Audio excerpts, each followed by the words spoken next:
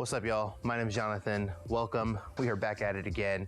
Today we're going to be talking about different scenes for videos, different locations, maybe different areas that you want to film. Maybe you don't have an idea for a background or whatnot, and you're just tired of the same old just backdrop at home. If that's the case, well, then you're watching the right video. So right now, I think personally, this is actually a really nice scene. This is, the background is nice, you know, contrasting the color that I'm wearing. I kind of stand out a little bit more. We have some depth of field going on. Right now I'm using a lavalier mic, bought it online for about $30. And then we have the camera set up. So I think this is a really good setup. It's very simple. I can walk around if I wanted to, and it will work. Right now my friend Odalis is walking into the scene because we're actually filming for her for the church. So I guess this video's done.